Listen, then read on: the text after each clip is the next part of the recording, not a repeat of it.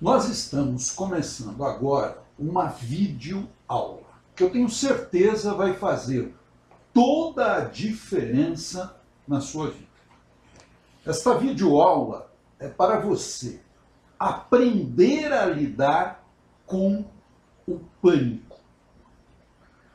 Em 35 anos de experiência como psicólogo clínico, eu fui aprendendo ao longo desses anos exercícios, técnicas, estratégias que podem fazer toda a diferença para quem sofre de transtorno do pânico, ataques de pânico, aprender a lidar com essas dificuldades.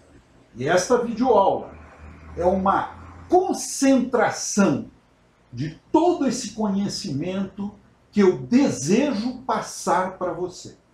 Portanto, é importante que você absorva tudo isto que eu vou comunicar para você.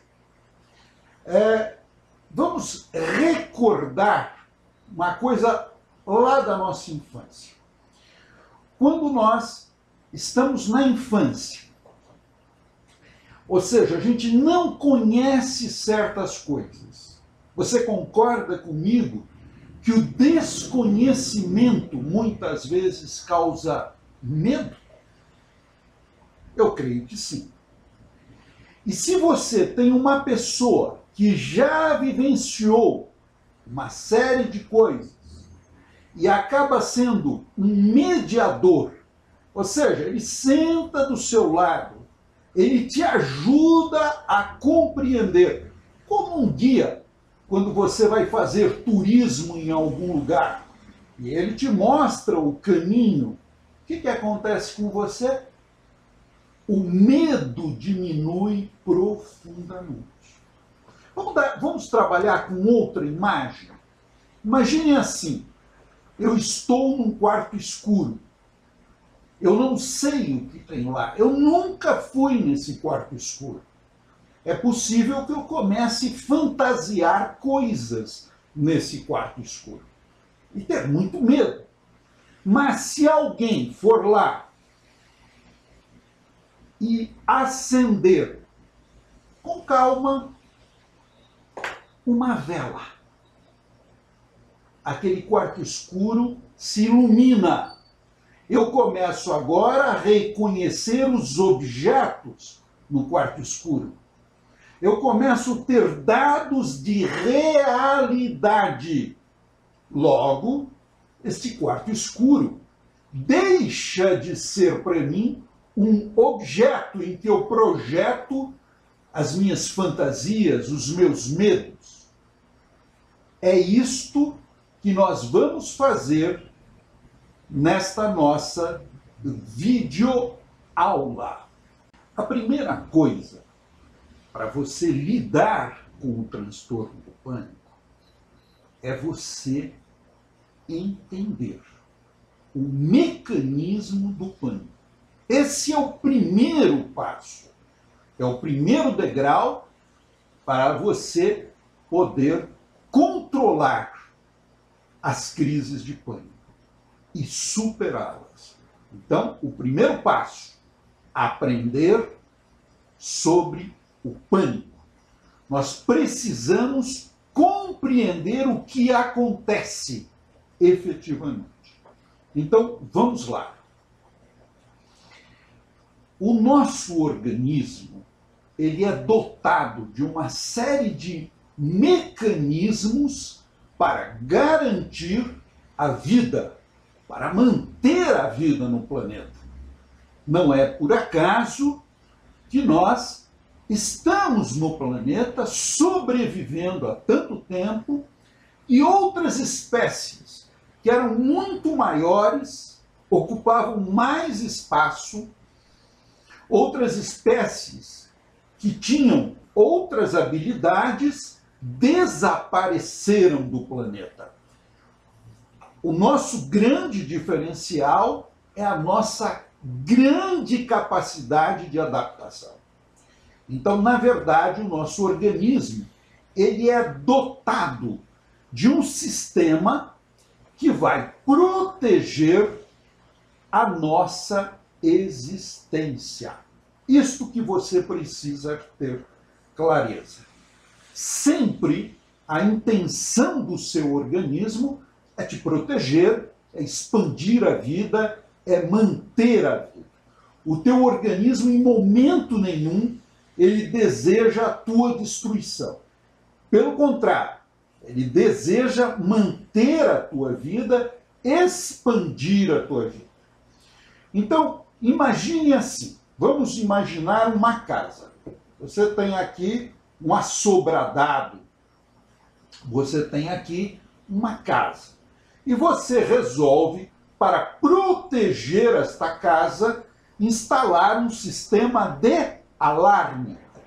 E esse sistema de monitoramento, de alarme, ele é ligado a caixas de som e emite um ruído imediatamente quando você, habitando essa casa, para que você possa identificar o perigo iminente. Só que imagine que esse sistema de alarme, ele está hipersensível. E ao invés dele emitir o ruído, emitir que você está em perigo, que a sua casa está em perigo, porque alguém está tentando assaltar, alguém está tentando invadir uma das janelas ou das portas do seu casario.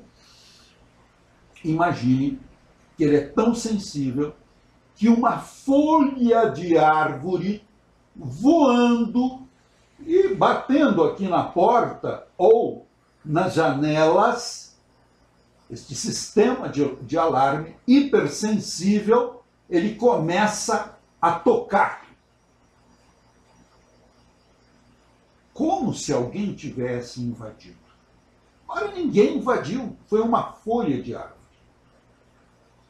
É esta imagem que eu quero que você tenha na sua mente agora.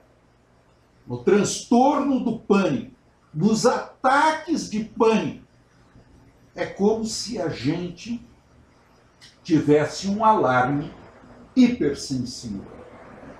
Então, uma situação que às vezes é uma mera folha de árvore, eu já configuro como um assaltante tentando invadir a minha casa.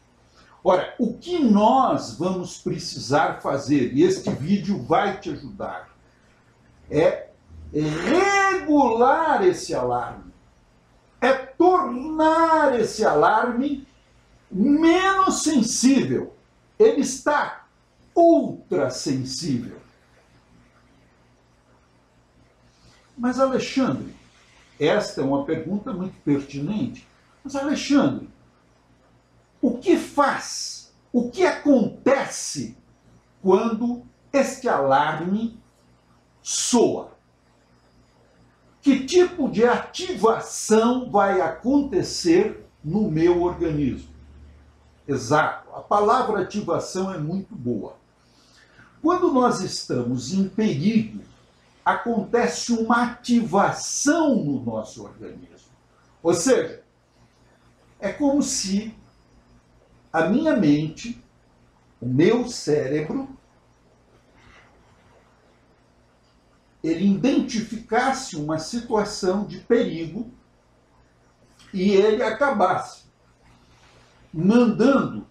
enviando uma ordem para a suprarrenal, que é uma glândula que nós temos atrás. E esta suprarrenal, imediatamente, através de processos químicos, começasse a liberação de algumas substâncias. Uma primeira substância importante para nós compreendermos o processo de ativação do nosso organismo é a adrenalina. A adrenalina é uma substância que ela visa te proteger. Como eu digo, sempre a intenção do teu organismo é positiva. O que a adrenalina vai fazer? A adrenalina é um vasoconstritor. Ela vai diminuir o calibre das artérias, basicamente da periferia do teu corpo. Por isso que as pessoas, quando estão em alta ansiedade, em pânico, o que acontece? Elas sentem que os pés ficam frios. Muitas vezes elas sentem isso. Mãos ficam geladas. Por quê? Porque o sangue está saindo da periferia do corpo. Mas, Alexandre, para que tirar o sangue da periferia do corpo? Claro, se você está sob risco de sofrer, de alguma forma, um perigo que ameace o teu organismo, esse é um mecanismo antigo, de quando nós estávamos lá na pré-história. Um mecanismo que até muitos animais têm de autoproteção. Eu preciso tirar o sangue da periferia. Para quê, Alexandre? Para que, se eu tivesse um atrito, uma briga, um ataque de um animal feroz, ou uma briga com outro ser humano de uma outra tribo, e eu fosse ferido por uma pedra, por uma lança, por uma garra de um animal, eu não entrasse num quadro de hemorragia. Então o sangue é retirado da periferia. O calibre dessas artérias, o que vai acontecer? Diminui poderosamente. Mas a adrenalina é também um vasodilatador. Um vasodilatador dos órgãos nobres, daqueles órgãos que vão manter a vida. Por exemplo, o coração. Por isso que quando você está sob o medo, quando a adrenalina foi lançada, você sente um aumento na frequência cardíaca. Perfeito? Houve uma vasodilatação.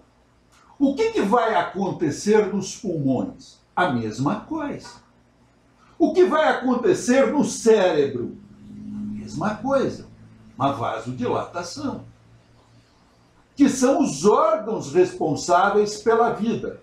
Ainda um pouco nas coxas também vai acontecer essa vasodilatação, para que você possa correr para atacar o teu inimigo ou correr para fugir.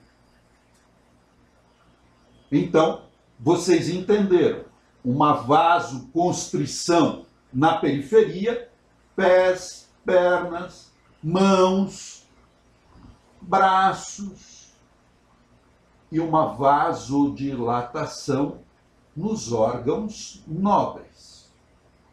Muito bem. A partir daí, eu vou sentir, então, pés e mãos frios, vou sentir um aumento da frequência cardíaca, e se eu estou sob ameaça, olha o que vai acontecer com os meus olhos. Eu vou ter uma dilatação da pupila, para que eu possa enxergar melhor o meu inimigo, da onde ele vem. Vocês estão percebendo o espírito da coisa, tenho certeza. Vocês estão percebendo que esse mecanismo pensa muito como um agressor objetivo. Um animal, uma pessoa que vai me agredir. Sim, porque ele é um mecanismo antigo. é um mecanismo que vem lá de trás.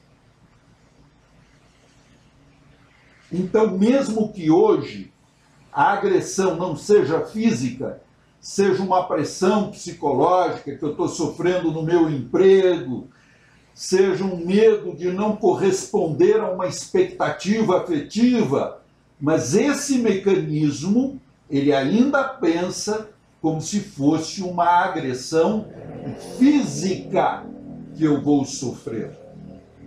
Ok? Além da dilatação da minha pupila, quando eu estou sob o efeito da adrenalina, eu vou ter um tensionamento no meu corpo. Não é?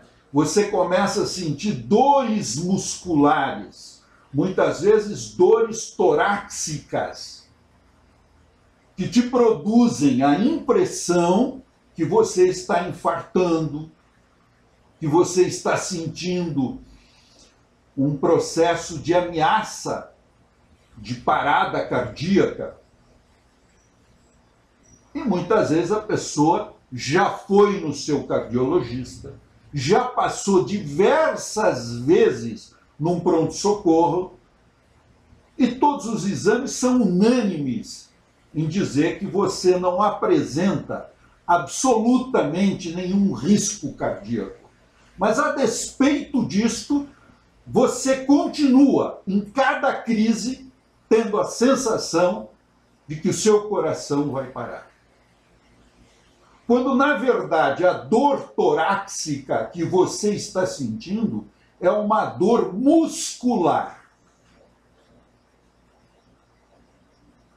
Você sente um retesamento, um tensionamento em toda a sua musculatura.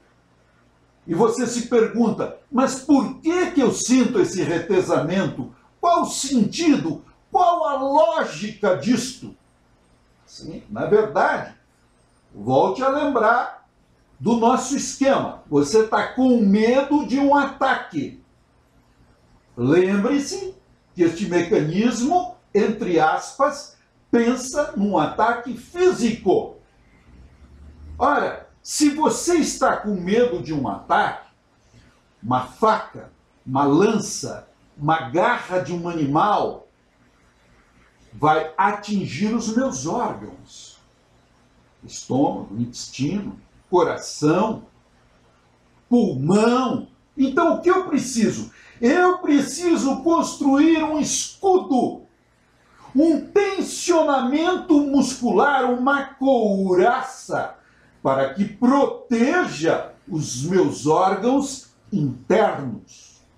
Por isso que eu fico tão tensionado. Maxilar tensiona, a cabeça tensiona, a nuca, aqui, no tronco. Quer dizer, eu tenho todo um retesamento para me proteger de um ataque. Mas não para aí o mecanismo. Vejam, o nosso fígado, ele guarda reservas importantes de glicose. Quando você está neste momento de pânico, além da adrenalina, você tem altas descargas de glicose. Por que, Alexandre, que o meu fígado, que guarda os açúcares, a glicose, ele vai, quando eu estou com medo, liberar grandes quantidades de glicose na corrente sanguínea? Sim, porque você precisa do quê? De energia para a sua luta contra o seu inimigo. E como você vai fazer energia no seu corpo? Duas substâncias são importantes. Glicose é fundamental. E aumentar a oxigenação. E como eu aumento a oxigenação, Alexandre? Eu aumento a oxigenação fazendo a chamada respiração curta. Uma respiração torácica. Então, eu faço a respiração curta, aumenta a oferta de oxigênio, soma-se a glicose e eu tenho a fórmula da energia. Glicose mais oxigênio e eu fabrico energia.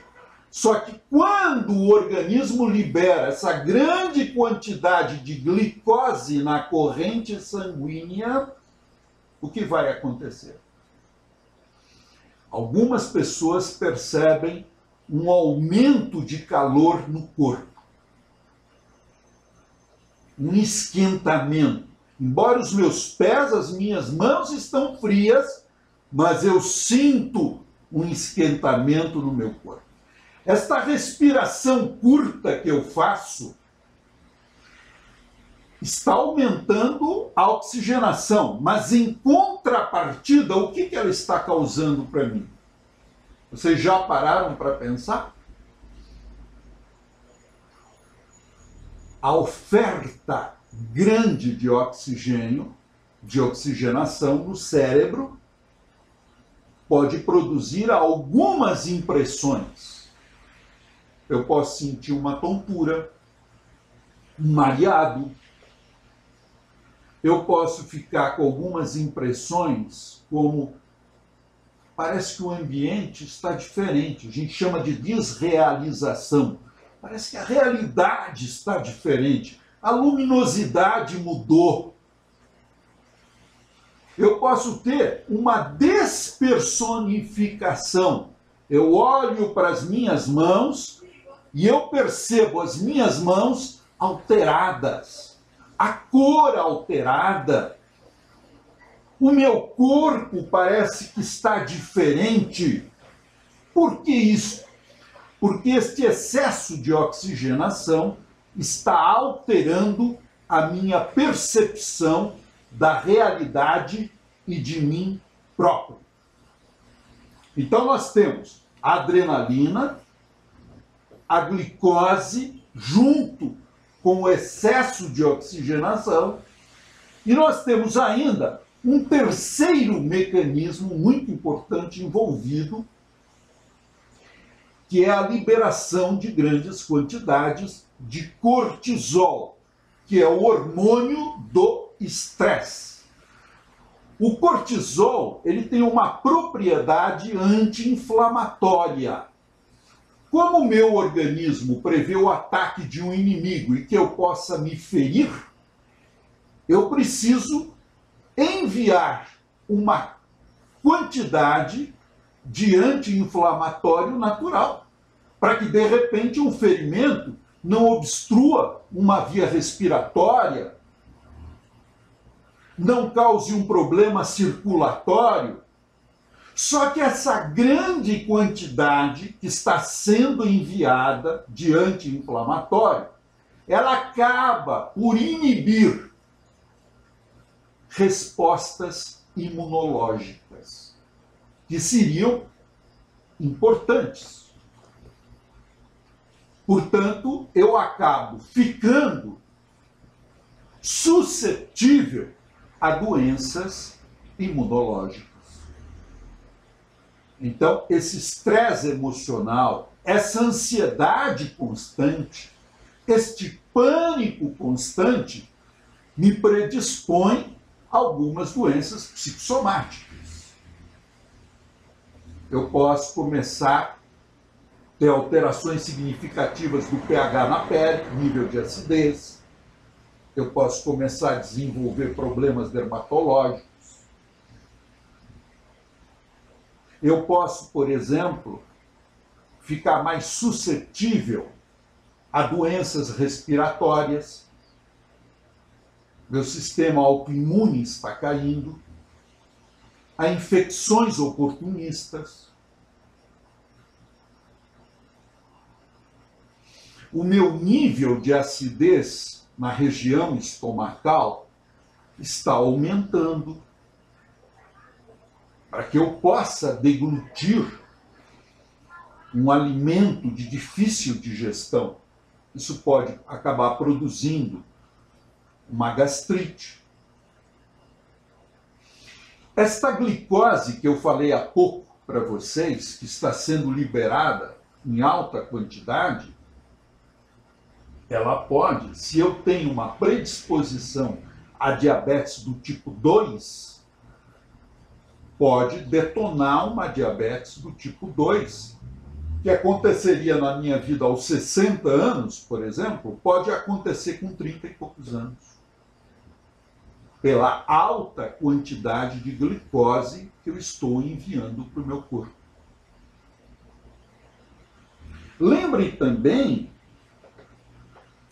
que a adrenalina, que foi a primeira que eu falei, vocês lembram, vasoconstritor, etc., é uma substância, é como uma droga no organismo. Vocês sabem que existem pessoas que são dependentes químicos de adrenalina.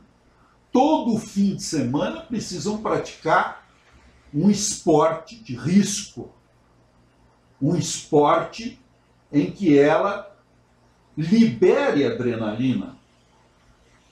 E quando ela não libera adrenalina, ela não vai praticar um esporte que ofereça essa condição para ela, ela entra numa verdadeira crise de abstinência.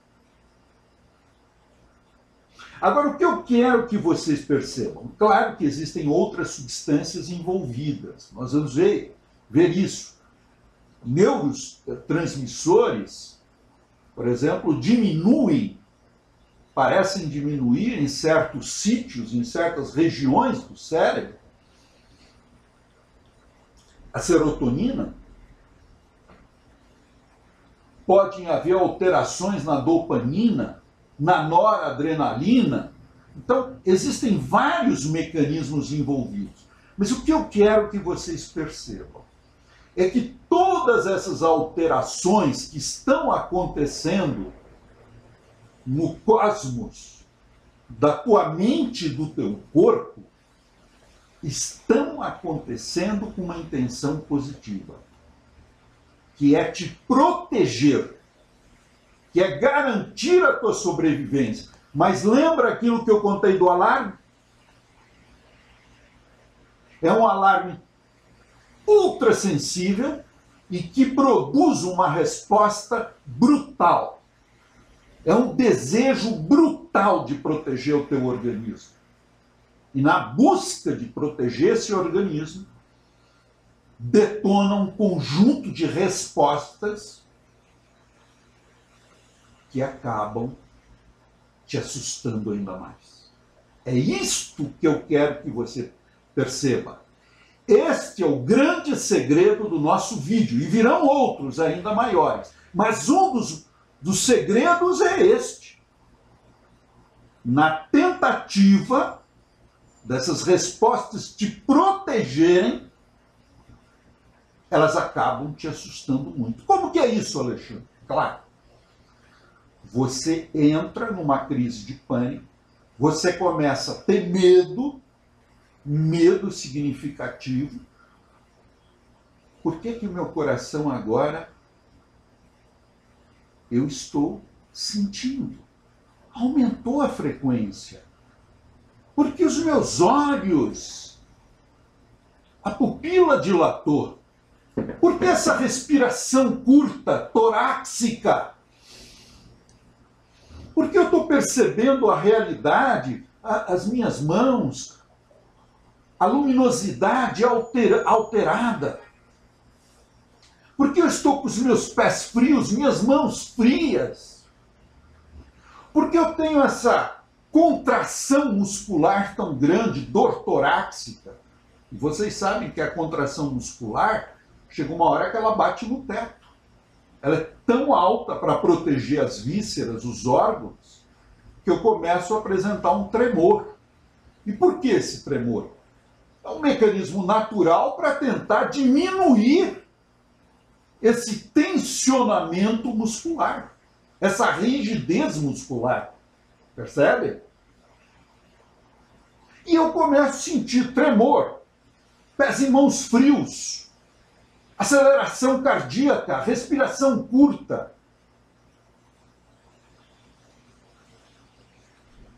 Ondas de calor, lembram-se da glicose?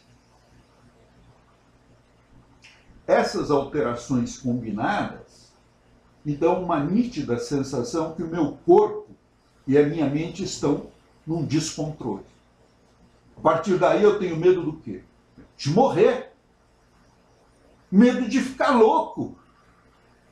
Eu estou perdendo o controle, eu não entendo mais o que acontece sobre o meu corpo. Eu quero me acalmar e não consigo.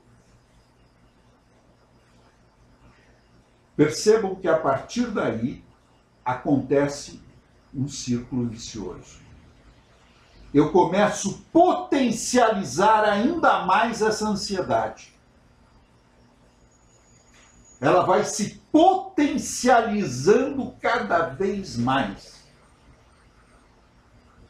E vai ampliando, aumentando. E o meu pânico crescendo ainda mais. Ok?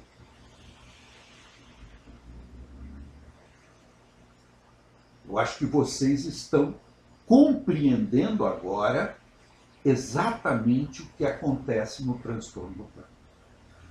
Mas, Alexandre, volta um pouco no início. Por que que esse alarme, mesmo que exagerado, ele foi disparado? Eu queria entender isso. Por que que este alarme, mesmo que exagerado, ele foi disparado? Estudos científicos mostram que as pessoas com transtorno do pânico, que fazem essas crises de pânico, esses ataques de pânico, são pessoas que costumeiramente exageram as coisas. São pessoas que colocam nos acontecimentos uma lupa, maximizam os acontecimentos. Então vejam bem, elas aprenderam, nós dizemos em psicologia, a catastrofizar os acontecimentos. Esse aprendizado ele foi feito ao longo dos anos. Veja, ela nasceu numa família, provavelmente, e essa família tinha uma cultura de exagero muito grande. Perigo, cuidado, olha o que vai acontecer. Uma catastrofização constante. E ela acabou assimilando, aprendendo a ler a vida sempre com uma lupa. E muitas coisas que eram pequenas assumiam uma hiperdimensão. Vou dar um exemplo para vocês entenderem isso. Vamos admitir que uma mãe, um pai, criou a sua filha sempre dizendo: olha, muito cuidado com as pessoas, muito cuidado com os relacionamentos afetivos. As pessoas nos enganam, as pessoas não são confiáveis, porque olha, aconteceu uma coisa na nossa família que nós não podemos esquecer. A minha irmã Joana namorou durante 8 anos com um rapaz. E depois de 8 anos, esse rapaz abandonou Joana. Este rapaz a enganou. Este rapaz já era casado. Joana foi enganada. e ela não suportou essa situação, entrou numa depressão profunda. E veja que essa história da tia Joana é o tempo inteiro verbalizada. E cada vez a gente diz assim, quem conta um conto aumenta um ponto. E cada vez que a história é contada, se acrescenta um novo ponto e se cria uma verdadeira tragédia sobre o acontecimento da tia Joana. Claro que muita coisa foi fantasiada, até não corresponde efetivamente ao que aconteceu com a Joana, mas houve uma hiperdimensão do caso. E a nossa moça em questão, ela se desenvolveu nessa família, ouvindo essas histórias. E ela atinge a adolescência e ela acaba namorando com um rapaz. Namora em torno de 3 anos com esse rapaz. Um belo relacionamento, na juventude, aprendeu muita coisa. Depois de 3 anos, o relacionamento é encerrado. O que acontece com a nossa moça em questão? Ela entra numa profunda ansiedade e depressão, um transtorno que nós chamaríamos de transtorno misto. E ela sente que tudo aquilo que o pai e a mãe falavam é verdadeiro, foi confirmado por esse ato. Não dá para confiar em ninguém, as pessoas nos abandonam, as pessoas nos enganam. Olha o que aconteceu comigo. E a partir daí ela começa a desenvolver crises de medo, muito intensas. Sente que ela não vai conseguir cuidar dela mesma e que não pode confiar nas pessoas. Só que olha que interessante. Parem para observar o que eu estou falando. Esta moça da nossa história, se fosse uma outra pessoa vivendo num outro ambiente familiar, eu queria ter dado outra interpretação. Eu devo ser uma moça muito interessante.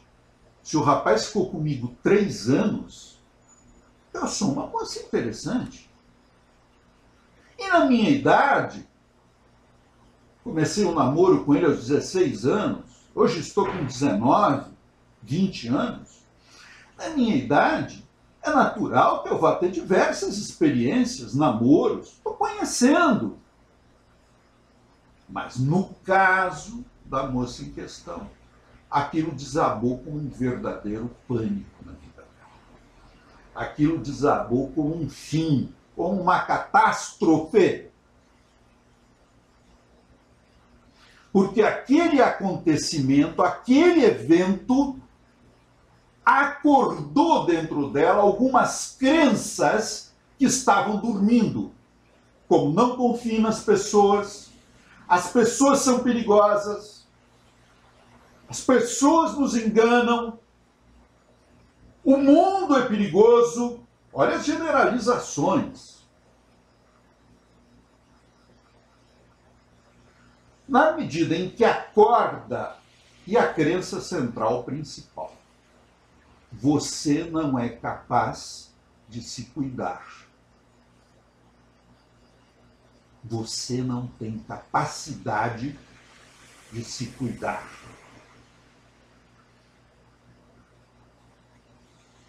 Esta crença fundamental e as crenças subsidiárias, o mundo é perigoso, as pessoas não são confiáveis, vão detonar dentro dela o quê? Um conjunto que nós chamamos de PANs. O que são PANs? Pensamentos automáticos negativos. Então ela começa a ter pensamentos do tipo assim, eu não me deixei guiar pela minha mãe. Puxa vida, eu deveria ter visto que esse rapaz não era confiável. E agora, o que eu vou fazer? Aonde eu vou achar uma pessoa legal? Não existem homens legais. Os pensamentos vão se multiplicando na cabeça dela, tá certo? Estes pensamentos automáticos, o que quer dizer automático? Não é que ela quer pensar isso. Por isso não adianta chegar para a pessoa e dizer assim, você não devia pensar isto. Isto vem na cabeça, não é um pensamento voluntário. Você agora, assistindo este vídeo, com certeza está tendo um pensamento voluntário. Eu quero assistir esta videoaula do Alexandre, porque eu sei que vai contribuir na minha melhora do pânico. Isso é um pensamento voluntário, determinado, seu. No caso da nossa moça em questão, não. Os pensamentos automáticos invadem a cabeça dela e parecem como colar. Esses pensamentos automáticos vão gerar o quê? Emoções. Primeira coisa, emoções. Medo, insegurança,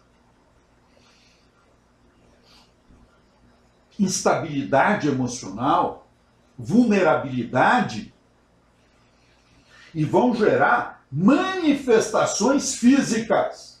Olha lá, adrenalina,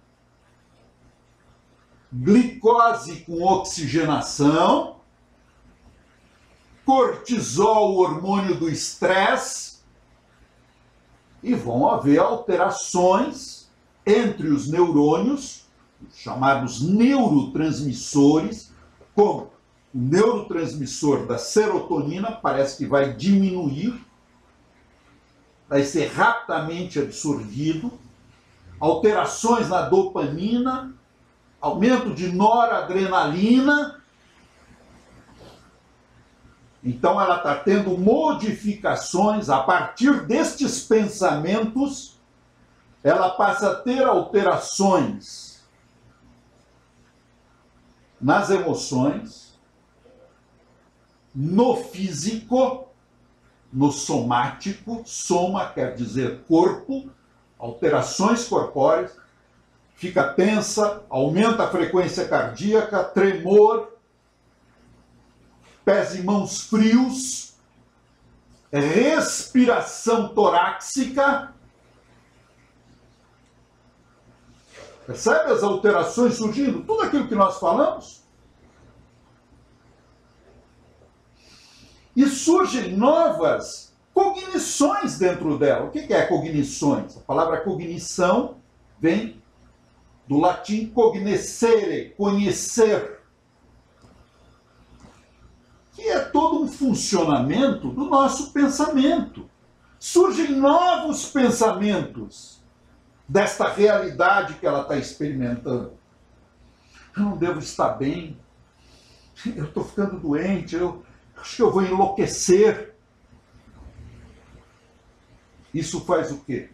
Potencializa mais o medo dentro dela, mais reação dentro dela, química, corporal, mais adrenalina, cortisol, potencializa, o medo aumenta, o pânico aumenta, mais oxigenação, mais glicose, mais adrenalina, e ela agora está no meio de uma crise de pânico terrível. E ela acha que o próprio corpo dela está atacando, quando vocês se lembram que a intenção desse organismo é o bem. Não é destruí-la, é protegê-la.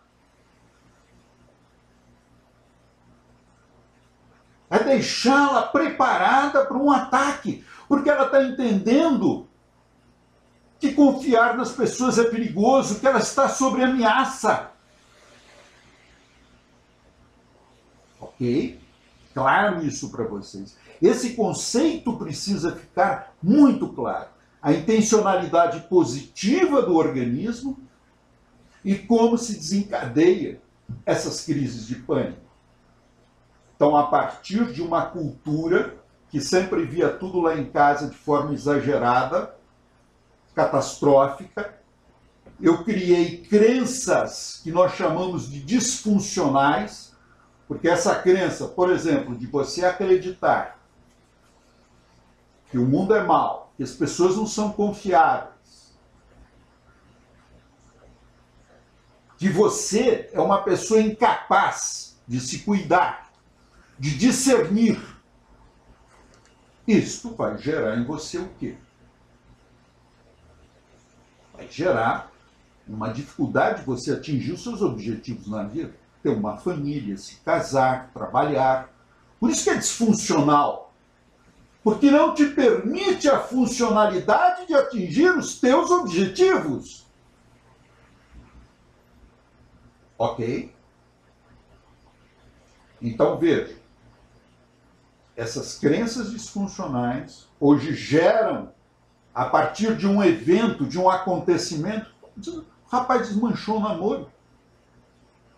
Eu dou já uma interpretação catastrófica, e a partir dessa interpretação catastrófica surge um conjunto de pensamentos automáticos que, por sua vez, vão gerar emoções de medo, tristeza, perda de controle, ansiedade, estresse, respostas no meu organismo de adrenalina, glicose, cortisol, alteração na serotonina, dopamina, noradrenalina. Isto vai potencializar os meus pensamentos. Eu começo, então, a ter medo de mim mesmo, porque está havendo toda essa... Eu não estou entendendo, é uma bagunça aqui no meu corpo. Claro que agora você já está entendendo.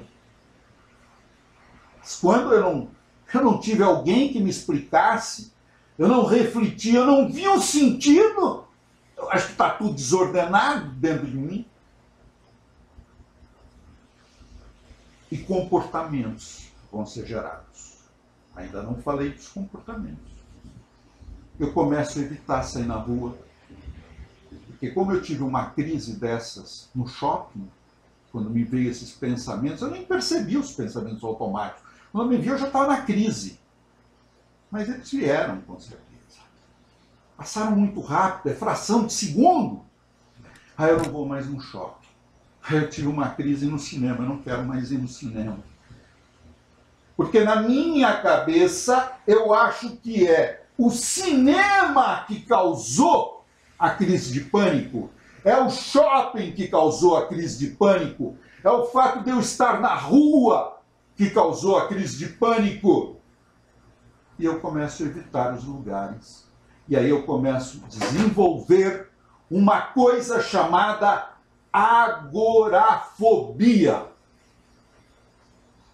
Ou seja, agora eu começo a temer espaços abertos. Agora, na Grécia Antiga, eram aqueles grandes espaços onde acabavam praças, onde acabavam acontecendo encenações dramáticas. Então, eu começo a ter uma fobia, um medo de grandes espaços, de estar com muitas pessoas. E quando no transtorno do pânico não é cuidado, não é tratado convenientemente, começa a surgir, então, esta fobia de estar em lugares públicos, de estar com pessoas. Algumas pessoas desenvolvem isso de uma maneira tão intensa, por um erro de interpretação, como vocês estão vendo. Ela acha que o problema é o cinema, é o shopping, é a praça de alimentação, é a rua, que elas evitam, no final, sair de casa, trabalhar, E o espaço de vida delas vai ficando reduzido. Não querem dirigir carro, não querem viajar, e vão reduzindo o espaço de vida num sofrimento muito forte. Por isso que às vezes a pessoa nessa dor tão grande, ela pensa até em morrer. Não é que ela quer tirar a vida dela, não é isto. Ela gostaria de viver, de desfrutar da vida, mas ela está achando que ela está toda desregulada, ela não entende o sentido para tudo isto. Ela quer sair desse sofrimento, desta aflição, e ela não sabe como. E é aí que ela é assaltada por esses pensamentos negativos de querer sair da vida. Quando, na verdade, o transtorno do pânico é perfeitamente tratável e você pode superá-lo com toda a certeza. Então você está entendendo como é esse mecanismo, a intenção positiva. Você está entendendo como uma cultura familiar catastrófica, exagerada, produz em você crenças de desconfiança sobre você mesmo, sobre a tua capacidade de se defender, se proteger. Acaba desencadeando dentro de você pensamentos automáticos PANs negativos, que vão gerar emoções, comportamentos, novas cognições, pensamentos, alterações químicas somáticas em você, e forma-se um círculo vicioso. Ok, Alexandre, eu já compreendi tudo isto. Mas o que eu faço com tudo isto? Dicas, Alexandre, dicas para que eu saia disto, porque eu não suporto mais conviver com isto. Ok. A primeira dica, o primeiro passo, você já percorreu comigo nesta videoaula. É o passo da compreensão do transtorno do pânico. E como ele atua em você. Por certo, isso já vai te tranquilizar muito mais. Mas vamos para o segundo passo. O que eu posso fazer efetivamente? Vejam bem.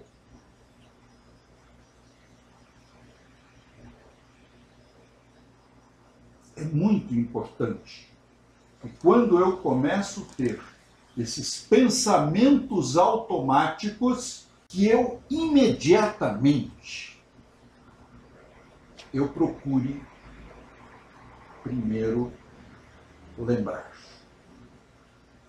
que eu sofri na minha vida muito mais com a minha imaginação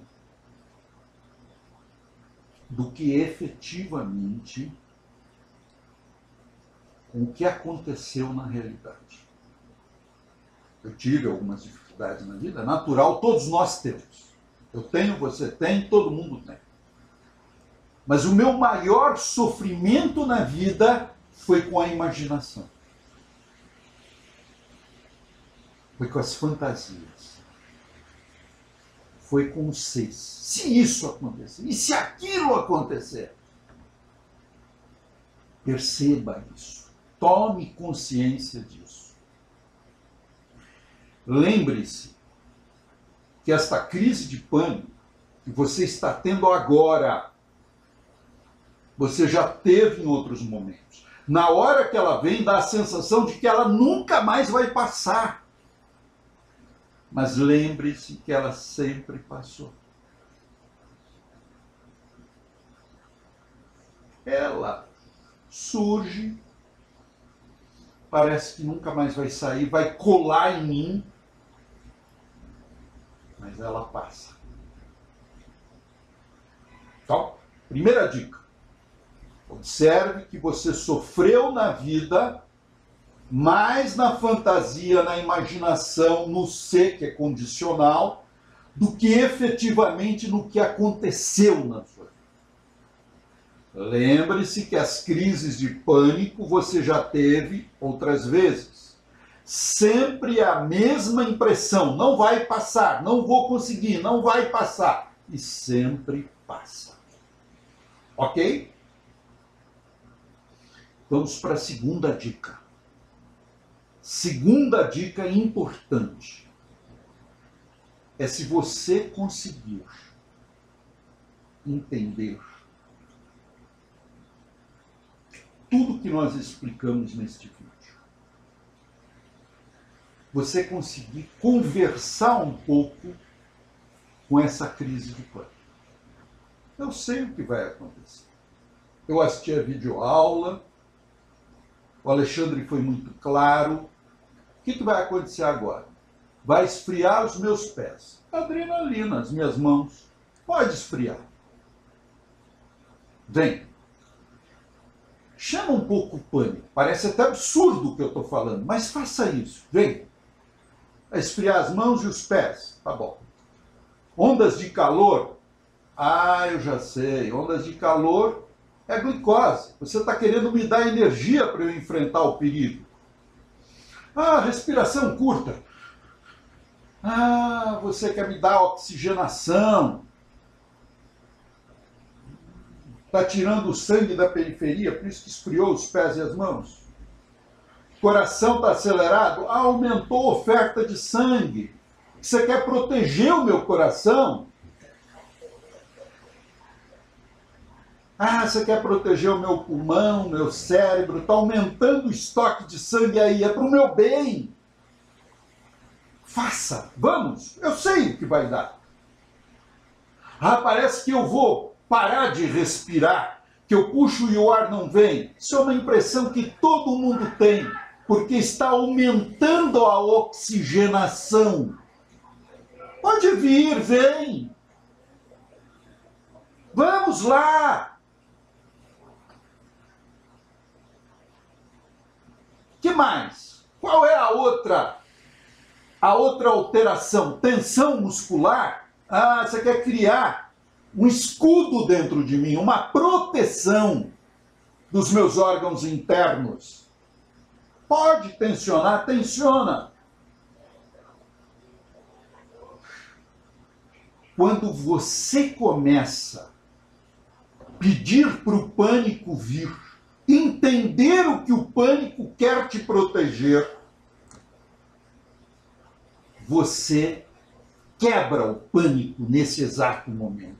Você para de ter medo do medo, medo do pânico, pânico de ter pânico. Você percebe que isto não vai te matar. Pode te assustar, mas te matar não. E que isto não é loucura. O que nós chamamos de loucura é outra coisa. É quando a pessoa ela acaba alucinando, delirando. São outras coisas. Transtorno do pânico é um transtorno da família da ansiedade. Está dentro dos chamados transtornos de ansiedade. Como tem ansiedade generalizada, fobia social, medo de falar em público, não é? Toque, transtorno obsessivo compulsivo, tem o transtorno do pânico. Percebem? Percebe você? Às vezes eu digo percebem, porque às vezes familiares estão assistindo também este vídeo, para poder ajudar você a lidar. Se tem algum familiar assistindo, eu vou fazer já uma parte na segunda dica. Amigos, não adianta ficar pedindo para a pessoa não sentir que você está aumentando o pânico dela com a melhor das intenções. Aceite. Lembre a ela de que ela já teve essa crise outras vezes e que passou. Deixe ela falar o que vem na cabeça. A presença sua, partilhar com ela, estar junto, isso é fundamental. E pequenas frases tranquilizadoras. Te compreendo, eu estou aqui do seu lado. Deixe isso vir. A videoaula não nos ensinou que tem uma intenção positiva. Isto! Assim você ajuda seu familiar. Com certeza!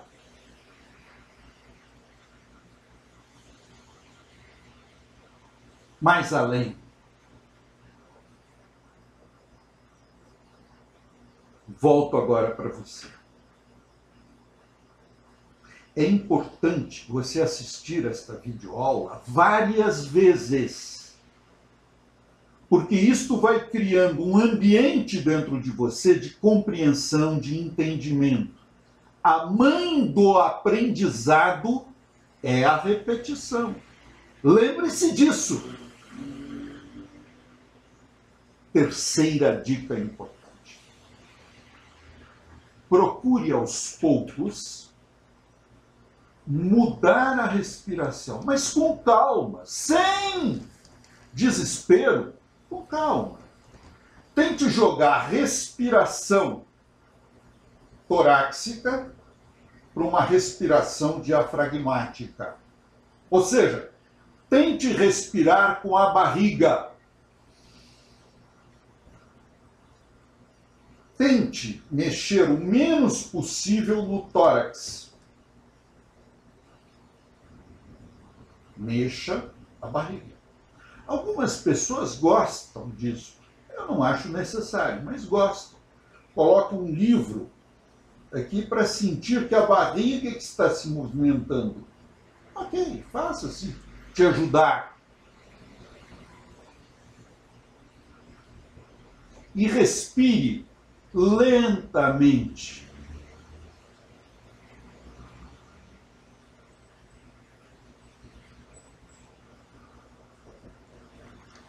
Esta respiração tranquila vai diminuir a oxigenação excessiva do cérebro. Isto já vai amenizar as impressões desagradáveis no ambiente, em você mesma, em você mesmo. Vai trazer uma tranquilidade maior. Você vai começar a se acalmar. Quarta dica fundamental. Conforme você conseguir refletir, pense um pouco nas situações da sua vida. Se você não está colocando uma lupa, catastrofizando.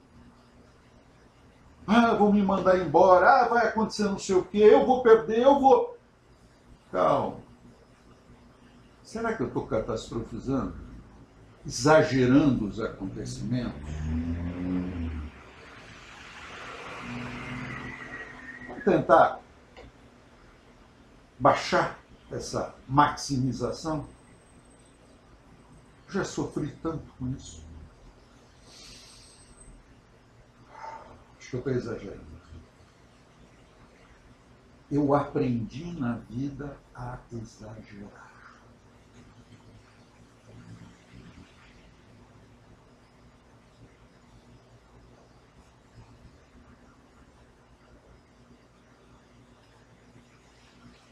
Quinta dica. Procure, não precisa ser na crise de pânico, no seu dia a dia. Pegue uma caneta, um papel e escreva as suas competências. Procure escrever as suas capacidades. Procure recordar situações difíceis que você venceu. Mas escreva esta lista de competências, qualidades, situações difíceis que você venceu e releia-as várias vezes durante vários dias. Porque muitas vezes nós sabemos as nossas qualidades, mas nós não acreditamos nelas o suficiente para nos apropriarmos delas. Elas ficam na periferia. E eu quero que você se aproprie, se empodere de você mesmo. Ok? Vamos escrever, vamos reler, vamos nos apropriar. Sexta dica. Procure, se você está sofrendo de uma forma intensa, procure outras ferramentas de ajuda. Ajuda psicológica, terapia é importante para você aprofundar o seu conhecimento. Por vezes, o controle medicamentoso, a ajuda médica pode te ser útil.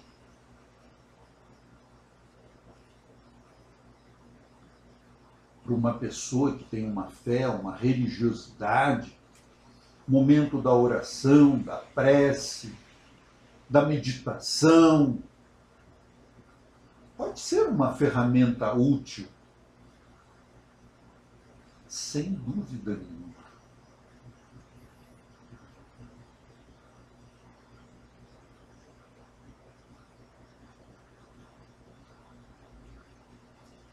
Sétima e última dica. Eu já falei, mas vou repetir, enfatizar agora como a sétima dica. Assista esse vídeo por diversas vezes. Deixe este vídeo entrar em você, como se fosse um vírus do bem. Deixe este vídeo, estas palavras, este pensamento contaminar o teu cérebro. O que eu quero que você perceba é que este vídeo vai ajudar você pensar. Então, veja na sétima dica o nosso cérebro. Aqui está o cérebro. Esta região aqui é chamada de região frontal pré-frontal. Nesta região estão as nossas funções executivas, a nossa capacidade de planejar, de pensar, os nossos valores, a capacidade de empatia, me colocar no lugar do outro, áreas importantes da abstração. Aqui está, nessa região pré-frontal, muito da evolução humana, o ponto alto da evolução humana. Eu quero mostrar áreas do sistema límbico para vocês. Aqui estão estruturas do sistema emocional. Áreas que vão agir como aquele alarme que eu contei nesta videoaula para vocês. Essas áreas, amígdala cerebral, tálamo, todas essas estruturas límbicas, emocionais, elas como que aprendem uma ativação, sempre com uma intenção positiva de te proteger, etc, etc, etc. Mas, na verdade, elas aprendem a fazer de forma automática esta ativação. E como você muda isso? Você muda isso desenvolvendo essas áreas pré-frontais, mais racionais, que vão refletir, que vão aos poucos mostrar que não é necessária toda esta ativação, que você não está correndo perigo. Mas inibir essas áreas emocionais que você foi treinado lá na infância, com a mamãe, com o papai, com aquelas crenças catastróficas a entrar em atividade, aprender a inibir faz parte de um treinamento, de um enfrentamento aos poucos, através de relaxamento, das outras dicas que eu dei, meditação, reflexão dos exageros, e você vai diminuindo esta ativação. Por isso que este vídeo, ele tem que ser visto, revisto inúmeras vezes. E assim você vai construindo novas sinapses nessa região pré-frontal, de entendimento, de compreensão do que está acontecendo aqui. E olha, essa ativação límbica é tão forte, é tão brutal, por isso que algumas pessoas acham que estão sendo possuídas por uma força externa. E claro, a adrenalina é um mecanismo, é um processo que ela desencadeia dentro de nós como uma droga poderosa, como você usar uma droga poderosíssima. Por isso que as pessoas dizem, eu, quando estou com o transtorno do pânico, quando eu estou tendo um ataque de pânico, parece que algo me possui, eu não sou eu mesmo. Claro, é a força de uma química poderosa sobre você. Então você vai ter que aprender aos poucos a não liberar toda esta química que tem uma intenção positiva, mas que está fazendo você sofrer.